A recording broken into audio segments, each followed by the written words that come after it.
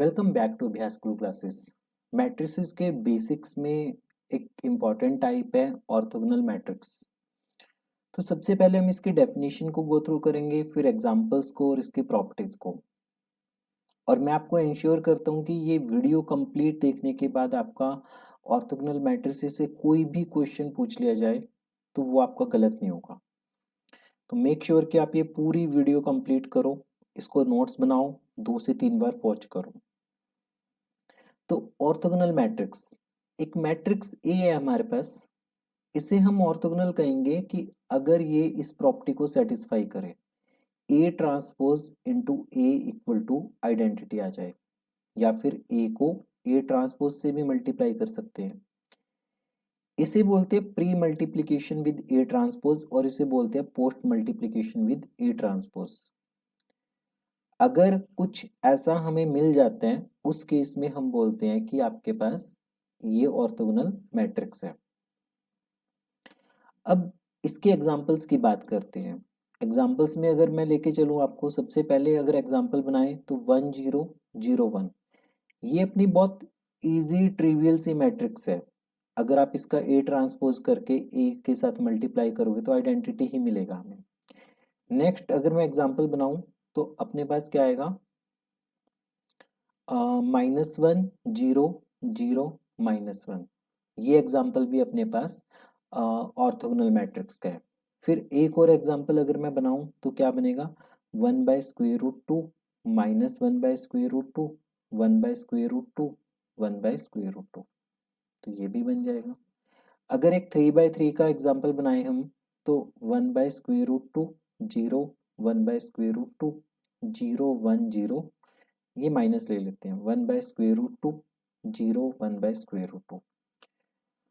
अब आप में से मोस्ट ऑफ द स्टूडेंट्स ये सोच रहे होंगे कि हम ये सब हमें कैसे याद रखनी है, ये सब चीजें हम कैसे याद करें कि ये मैट्रिक्स ये बनेगी ऑर्थोगोनल, ये बनेगी ऑर्थोगोनल, ये बनेगी। अभी तो मैं लिख रहा हूँ, ठीक है, आप नोट्स बना लोगे, but A transpose into A equal to identity एक बार चेक करना, आप एटलीस्ट इसके साथ चेक कर लेना। तो मैं लेके चलता हूँ एक जनरल मैट्रिक्स की तरफ आपको। देखो, ए हमारे पास एक मैट्रिक्स है, ये मैट्रिक्स है cos theta minus sine theta, sine theta और कॉस थीटा, साइन थीटा और कॉस थीटा।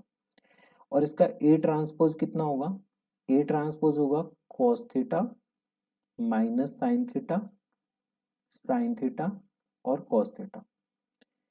जब मैं ए को ए ट्रांसपोज से मल्टीप्लाई करूंगा तब मेरे पास क्या बनेगा, देखो, cos square plus sine square theta, cos square plus sine square. जब इसे मल्टीप्लाई करेंगे तो cos into sine minus sine into cos. जब इसे मल्टीप्लाई करेंगे तो क्या बनेगा, sine into cos plus cos into sine, but ये माइनस का हो जाएगा, बट ये किसका होगा, माइनस का। फिर अपने पास क्या होगा, sine square plus cos square, sine square plus cos square. तो एट द एंड ये हमारे पास क्या मिला, 1 0 0 1 के बराबर मिला। ए इंटू ए ट्रांसपोज हमारे पास किसके इक्वल मिला, आइडेंटिटी के इक्वल मिला। तो मतलब कि क्लियरली ये जो मैट्रिक्स है ये अपने पास ऑर्थोगोनल मैट्रिक्स आ गई, ये अपने पास क्या आ गई, ऑर्थोगोनल मैट्रिक्स आ गई। तो अब इस ऑर्थोगोनल मैट्रिक्स को आपको हमेशा ध्यान में रखना है, जो ये मैट्रिक्स है आपके पास कि cos theta sine theta minus sine theta, sine theta और कॉस थीटा, इस मैट्रिक्स को आपको ध्यान में रखना है। यहां से आप जितनी मर्जी मैट्रिसेस बना लो थीटा की वैल्यूज पुट कर करके, अगर मान लो आपसे पूछा जाता है पेपर में कि कॉस 2025 माइनस साइन 2025 साइन 2025, ठीक है, और कॉस 2025, इस मैट्रिक्स की कोई प्रॉपर्टी पूछ लेते हैं, इसका इन्वर्स, तो ये ऑर्थोगोनल मैट्रिक्स ही बनेगी अपने पास। थीटा की वैल्यू 0 कर दो, थीटा की वैल्यू 0 करोगे तो क्या मिलेगा, 1 0 0 1 मिलेगा। थीटा की वैल्यू पाई कर दो आप, थीटा की वैल्यू पाई पुट करोगे तो -1 0 0 1 -1 मिलेगा। थीटा की वैल्यू पाई बाय 4 पुट कर दो तो 1/√2 -1/√2 1/√2 1/√2। तो सारा मैजिक आपके पास इसी मैट्रिक्स का है। थीटा को आपने 0 पुट किया, थीटा को आपने पाई पुट किया, थीटा को आपने 45 डिग्री पुट किया, तो आपके पास ये सारी मैट्रिसेस आ रही है। होपफुली अब आपको डेफिनेशन बहुत अच्छे से क्लियर होगी होगी, इसके एग्जांपल्स भी क्लियर हो गए होंगे। अब हम मूव ऑन करते हैं इसकी प्रॉपर्टीज के ऊपर। प्रॉपर्टीज में से काफी बार क्वेश्चंस पूछे जाते हैं, डायरेक्ट क्वेश्चंस ही पूछे जाते हैं, ठीक है।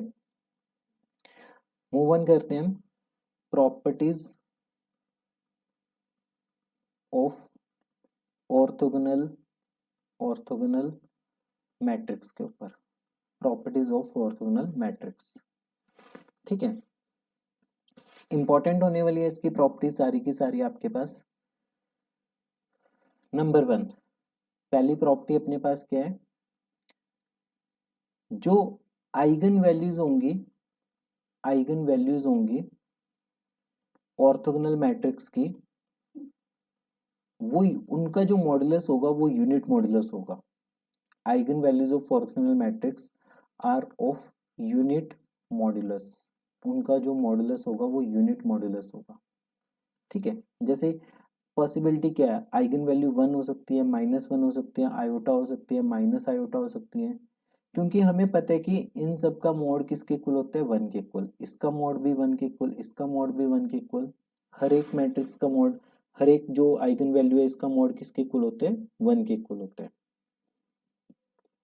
तो ये नंबर 1 प्रॉपर्टी है आपके पास। नंबर 2 प्रॉपर्टी है आपके पास कि जो डिटर्मिनेंट होगा ऑर्थोगोनल मैट्रिक्स का, वो या तो +1 होगा या फिर -1 होगा। ये चीज आपको रिकॉग्नाइज करनी है, पहचाननी है फटाफट से। अगर ऑर्थोगोनल मैट्रिक्स का डिटर्मिनेंट हमेशा +1 -1 हो सकता है, तो इसका मतलब क्या हो गया कि ये जो मैट्रिक्स है ये अपने पास क्या आ गई, नॉन सिंगुलर मैट्रिक्स आ गई। ये अपने पास क्या आ गई, नॉन सिंगुलर मैट्रिक्स आ गई, ठीक है। उसके बाद अगर कोई हमारे पास ऑर्थोगोनल मैट्रिक्स दी हुई है तो उसका इन्वर्स किसके इक्वल होगा, ए ट्रांसपोज के इक्वल। उसका इन्वर्स किसके इक्वल होगा, ए ट्रांसपोज के इक्वल। ये चीज डेफिनेशन में ही हाइड है। ऑर्थोगोनल मैट्रिक्स की डेफिनेशन ये होती है, और हमें पता है कि अगर किसी मैट्रिक्स को दूसरी मैट्रिक्स से मल्टीप्लाई करके आइडेंटिटी आ जाए तो बी को क्या बोलते हैं, इसका इन्वर्स बोलते हैं।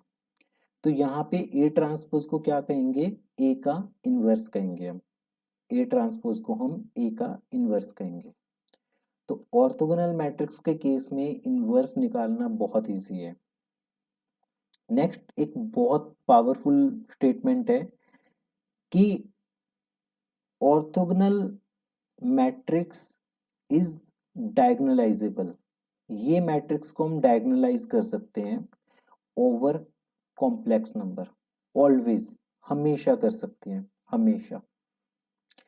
बट ऑर्थोगोनल मैट्रिक्सेस मे और may not be diagonalisable over real number. जो हमारे पास ऑर्थोगोनल मैट्रिक्स है उसे हम डायगोनलाइज कर सकते हैं ओवर रियल नंबर, मे और मे नॉट बी। अगर हम इसके रैंक की बात करें कि रैंक ऑफ ऑर्थोगोनल मैट्रिक्स किसके इक्वल होगा, अपने पास ये होगा ऑर्डर के बराबर, कि ऑर्डर कितने है मैट्रिक्स का। मैट्रिक्स का ऑर्डर जितना होगा उतना उसका रैंक होगा। जितने भी कॉलम्स होंगे, जितने भी कॉलम्स होंगे ऑर्थोगोनल मैट्रिक्स के, कॉलम्स ऑफ ऑर्थोगोनल मैट्रिक्स, वो सारे के सारे क्या होंगे, वो सारे के सारे ऑर्थोगोनल होंगे। वो सारे के सारे क्या होंगे, ऑर्थोगोनल होंगे। दो वेक्टर्स ऑर्थोगोनल कब होते हैं, अगर उनका डॉट प्रोडक्ट 0 हो जाए। और हमें पता है कि मैट्रिसेस के जितने कॉलम्स होते हैं वो अपने आप में वेक्टर्स होते हैं, ठीक है। तो columns of orthogonal matrix are orthogonal. ये सारी प्रॉपर्टीज है आपके पास। आपके सामने कुछ क्वेश्चंस हैं, आपने उनका आंसर देने कि अगर ए ऑर्थोगोनल मैट्रिक्स है, ए ऑर्थोगोनल मैट्रिक्स है, बी भी एक ऑर्थोगोनल मैट्रिक्स है, बी भी एक ऑर्थोगोनल मैट्रिक्स है, क्या सम ऑफ ऑर्थोगोनल मैट्रिक्स ऑर्थोगोनल होगा, पहला क्वेश्चन। क्या उनका डिफरेंस ऑर्थोगोनल होगा ऑलवेज, ठीक है। क्या ए इंटू बी ऑर्थोगोनल होगा, अब सिंपल सा सोचने का तरीका बताता हूँ मैं आपको, वे ऑफ थिंकिंग बताता हूँ। आप कोई भी दो मैट्रिसेस ले लो, ए और बी, आप उनका सम करो। आपने सम इस तरीके से करना है कि वो कॉन्ट्राडिक्ट करे, वो ना आए, ठीक है। क्योंकि काउंटर एग्जांपल्स में हम यही सोच सकते हैं।